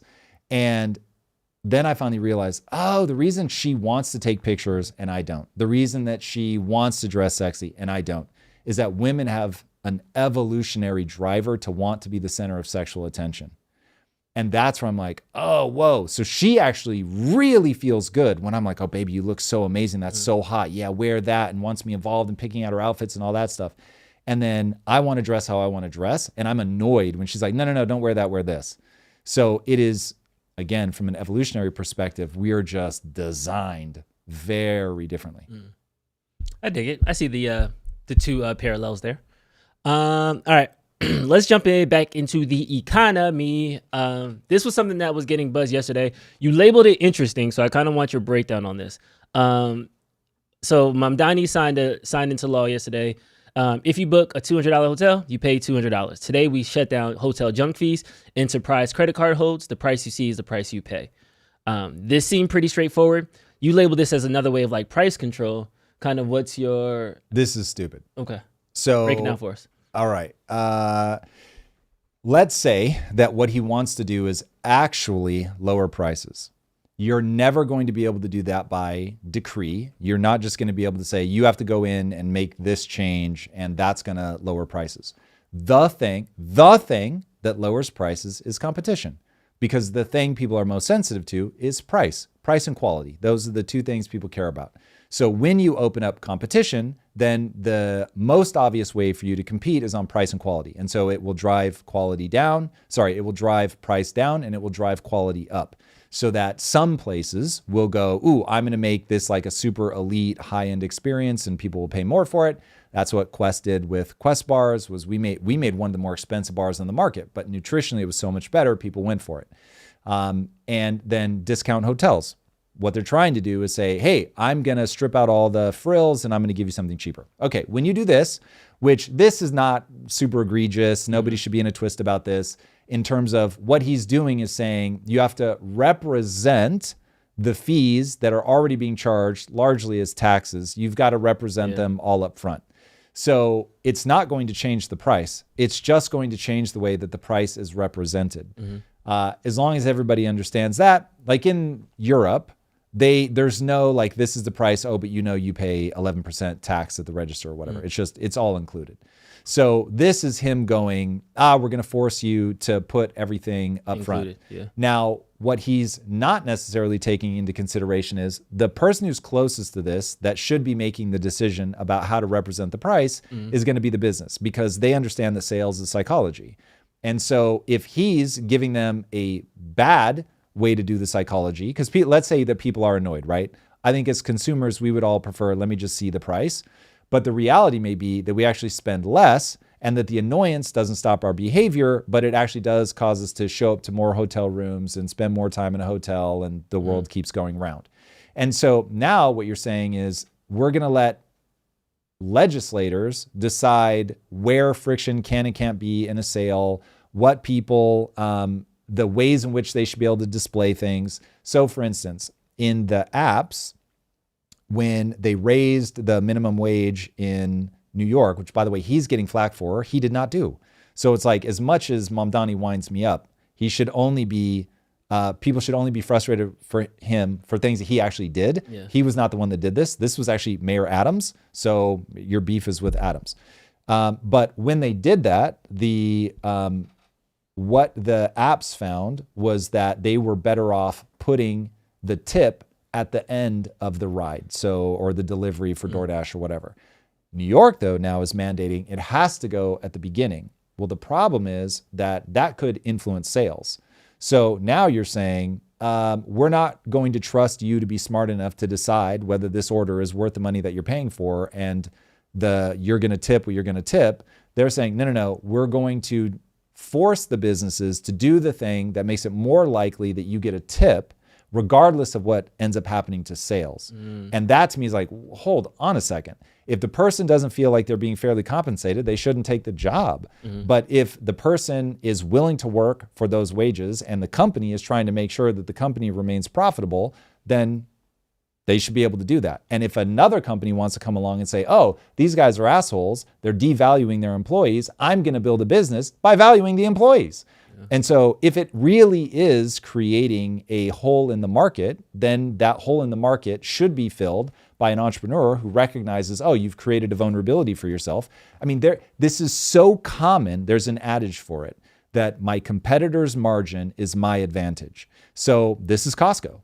Costco is, when the government doesn't regulate it, a smart person goes, hold on a second. If I can build my business in such a way that I can deal with smaller margins, pass the savings on to the customer, I can build a huge business. This is all trying to mandate this stuff from the top down. I assure you, these guys don't know how to run businesses. And so they're going to end up putting businesses, and this one may be minor. I'm not trying to make a mountain out of a molehill. What I'm trying to say is, once you get it in your head, the government officials, they know how to do all this stuff. They're going to take good care of you. They're going to solve all of your problems by fiat. It doesn't work. And so what you want to do is deregulate sensibly. You don't want no regulations, because corporations and entrepreneurs, for all the good that they do, they will abuse you if there is nothing to check them. Mm-hmm. So you've got to be very careful about making sure that there's still bumpers in the alley. But once you become convinced that, oh, we just need to regulate more and more and more and more and more and more and more, you end up strangling, quite literally, the goose that's laying the golden eggs. In fact, this is a perfect time. We've got a clip from, I think it's Merz of Germany, who is like, oh, we have completely stalled the growth of Europe by overregulating. So nobody has run the experiment more aggressively than the European Union on whether you can regulate your way to prosperity. And he's giving you a report card. We are aware of those problems. Both Germany and Europe have wasted incredible potential for growth in recent years by dragging feet on reforms and unnecessarily and excessively curtailing entrepreneurial freedoms and personal responsibility. We are going to change that now. Security and predictability take precedence over excessive regulation and misplaced perfection. We must reduce bureaucracy substantially in Europe. The single market was once created to form the most competitive economic area in the world, but instead we have become the world champion of over-regulation. That has to end. Yeah. We are aware. So, I mean, these are the consequences of the architecture of the human mind. And people think that there's these corporate overlords and they're just doing all this bad stuff. And it's like, nope, this is all the result of humans going, I don't want to starve to death this winter. And because we didn't want to starve to death this winter, we started grouping up in bands of people. And because it was self-evident to everybody who's ever lived, some people are better at certain things than others. Some people have a higher desire for those things than others. Mm-hmm. And so we're in a much better position when we let people specialize. The second you let people specialize, you have to abstract money, because you're not always going to be able to trade a beaver pelt for a stick of butter, right? It's like, how the fuck, what? Like, I'm the guy that gets beaver pelts, bro. I can't break everything down to buy my butter and all that shit. So you'll come up with seashells, beads, dollars, whatever. But you come up with a thing that allows you to abstract that. Once you understand, oh, the reason people say time is money is because the amount of money that you have is your ability to capture the value of how you spend your time. Elon Musk is far better at spending his time than I am, and therefore he's captured a lot more value than I have for his time. I'm better than a lot of other people, which is why I've captured a lot more value than a lot of other people. Luck plays a role, please don't get me wrong. But like, by and large, it balances out over how effective are you with your time. Now, that includes your ability to negotiate. It includes your ability to get educated, not necessarily formally, but to get so good at something, blah, blah, blah. But like, that's what this is. So to undo all of that and to be like, we don't want these corporations, we don't want companies, like what you're actually pushing back against is not having to do everything yourself, or the fact that you won't work for free, or the fact, this one always kills me, we want prices lowered. Like, come on, Mom Donnie, drive the price down. And then what is the thing that actually causes the price to be high? It's often labor costs. Any business, your highest cost is going to be labor, almost always. It's probably different for AI. For them, it's compute. But for the vast majority of companies, the thing you're paying for is people that want high wages. So you have the same people saying, we want high wages and things to be cheap. And by the way, we want to regulate all the companies. It's like you literally mechanistically cannot have all of those. Mm-hmm. What is that line, though? Because there is something where there are people in the chat that are saying, we like the way that Europeans display transparent pricing. But then over here, it's like, when we're doing this, this is one step of a regulation that won't actually lead to something. So while we all agree that too many barnacles can drown the turtle, as you say, where do you, like, how does things break this bad? How do they get to the point where it becomes so stagnant? Is it just self-interest and regulatory capture? Like, what is that? Yes. That's what it just. Yeah. So here, the honestly, the big trade-off that people make is, I don't want to be responsible for myself. This is why he mentioned personal responsibility. So I don't want to be responsible for myself, and I want the government to make sure that I stay safe. And once you start going down that path, then it's bureaucrats are deciding what you can and can't do. And I will give you my favorite example because this one made me irate. So I'm going to speed run what happened. I decide when I'm 12, I want to get rich. I end up building a software company because I want to get rich. I did not care about the software at all. I just wanted to get rich. It breaks me emotionally. And I realize, oh, money's not going to solve this internal feeling that I have. I quit. My partners are like, hey, no, we feel the same. What would we want to do where we could all work together going forward? Ends up being Quest Nutrition is the answer. Now, the reason I could connect with Quest was I grew up in a morbidly obese family. So I'm like, I want to save my mom and my sister. And I want to do it by making food that they can choose based on taste and it happens to be good for them. Now, I, at this point, come to realize fat is really healthy, but it's still being vilified. So the government puts forward, so remember, I've gone through this whole thing. I don't want to chase money anymore. It's got to be meaning and purpose. I'm fighting for my mom and my sister. I've spent God knows how many Fridays and Saturdays with bloody knuckles, fixing machines, trying to do something rad. I'm not rich yet. And I'm just fucking fighting for something I believe in. And now the government's putting forward, they didn't do it, thankfully, but they were putting forward this thing where they were going to put red, yellow, green lights on packaging, and it was largely based on fat. So you could have all the sugar you wanted, you'd be fucking green. Killing people, giving them diabetes, all that, but you're green because we, the fucking lunatics who know nothing about health, are making the policies. And so now I'm like, oh my God, I'm actually going to have to get into government lobbying. This is insane. They don't even know what they're fucking talking about. And so I don't know if you've seen the health minister of Wales, morbidly obese woman, so wild. And so I'm like, we've got all these people that can't even control their own health, and they're making regulations around the world, and they're literally stupid. They don't know what they're talking about. Sheesh. And so, yep, there she is, everybody. I don't know if we're sharing that, but if you're looking at your screen, that's the health minister of Wales. So I'm just saying there's a ton of people that look like that in making policy around health. They do not know what they're talking about, and yet they're putting things into law. So I'm like, you are going to make it such that my advertising has to say my product, which actually metabolically is provably better for you, you're going to make me say on the packaging, it's worse for you. I was like, fuck you and the horse you rode in on. I was so mad. I just couldn't fucking believe it. And so that's where it's like, okay, wait, if things are like that in the industry that I understand, is it possible that it's like that in every industry and I just don't understand the other industries? And the answer is yes. So once you start letting that desire to be protected get codified into law, first of all, you're being protected by people who don't know what the fuck they're doing and can be leading you in the wrong direction. Think about how much America spends on healthcare, education, all that, and we are getting fatter and sicker literally by the day. Life expectancy going down. So it's like, you do not want this stuff regulated at the level of the government. As much as possible, you want to avoid that. You're not going to get to zero. You don't want to get to zero, but you want to be light touch because the government is full of people that don't know what they're talking about, making laws about things they don't understand. Is there like a historical example of when the government actually worked? Because I feel like... Yes, World War II. So you have a government that says, ooh, we know how to marshal all of these resources up to and including the creation of the atomic bomb.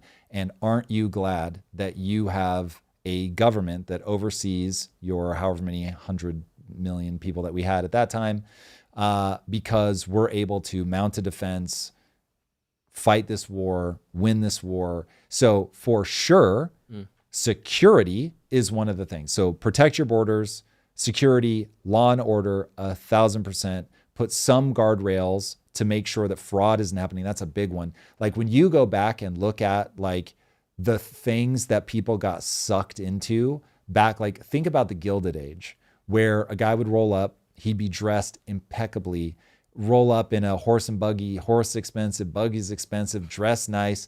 And he would be like, listen, I'm here from Chicago and I've got this deal. It's going to be incredible. Invest, you can't lose. Look how wealthy I am. It's all a scam, all a fraud. And he's just Bernie Madoffing it. One person gives him money, he gives a return to somebody else. But this is like 1918 or 1890, whatever. And there's no way to verify. So you'd be like, oh my God, but I mean, look at him and this is fucking incredible. And so people would just get scammed out of their money all the time. So there are definitely things like that you want to protect against, but ooh. Somebody said the GI Bill produced a ton of housing and free education, a socialist success story. So here's where people want to think about the difference between applying tax dollars well and socialism. So it's fair to say that America is on a spectrum. We do redistribute wealth. We tax and then we spend on things. The question is, do we do it well or do we do it poorly? And so do we want to do more and more and more and more and more, or do we want to do less and less and less and less and less? You've never heard Tom advocate for true anarchy. That's not my shtick. Michael Malice, yes. Love Michael. Fantastic guy. Very smart. But I'm not an anarchy guy. I don't think it works in real life. I don't think humans are wired for that. So I'm perfectly happy as a capitalist to say, listen, I get you're going to need to put some constraints on the world of people, because even though I like to believe that I'm always doing things that are going to help me sleep at night, I want to earn my own respect. I want to be moral. I want to be somebody that can stand on stage with a microphone and defend every action that I've taken. But not everybody's going to be like that. So, all right, cool. Then let's do some of that. I also would like to live in a world where even though I now have to pay for private fire insurance because of stupid fucking decisions of the California government, I would like to not be in that situation. Even though I have to hire armed security, I would like to not be in that situation. So I'm perfectly happy to taxes, roads, fire, police, love it all. Love it all. Happy to do it. I don't have kids. Happy to pay taxes to educate the next generation. But I'm not happy when the results that I get are fucking retarded. And so the fact that I've had to hire private fire, bro, come on, like that's wild.